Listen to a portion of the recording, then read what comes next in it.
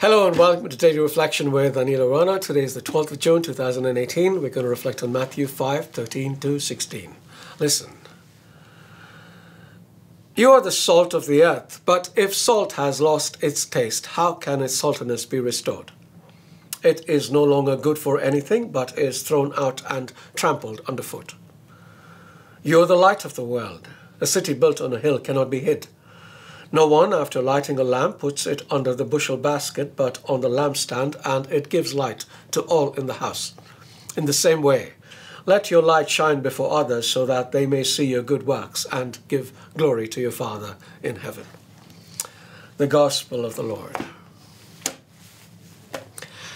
Jesus says that we are the salt of the earth and the light of the world. What does that mean? Salt has a variety of uses, but it was used for two principal reasons during the time of Jesus. It was used, one, as a food preservative, especially for fish and meat, which would spoil quickly in the hot environment. And just as it is used today, two, it was used as a flavor enhancer. We are to be preservatives in the world to protect it from the corruption of sin, and we are to enhance the flavor of the world by sprinkling ourselves over it. How? Jesus tells us how through the Beatitudes, which I like to call the Be-attitudes. When we are peacemakers, when we lead pure lives, when we are merciful rather than vengeful to others, we make the world a better place to live in, don't you think? And then we're told to be the light of the world. Pick up a newspaper and what do you see? Reports about all the bad things that bad people are doing in the world. And are they no good people doing good things? Well, they are, but too few of them, and even these prefer to remain out of sight. Jesus is giving us clear instructions here to get out of hiding and be in plain sight.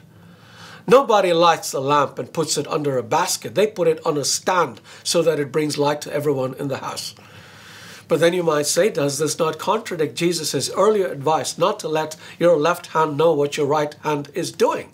He clearly says, be careful not to practice your righteousness in front of others to be seen by them. And then he says, if you do, you will have no reward from your Father in heaven.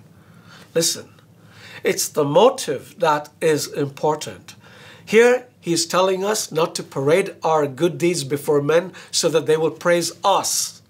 But in today's passage, he says, let your light shine before others so that they may see your good deeds and praise your Father who is in heaven.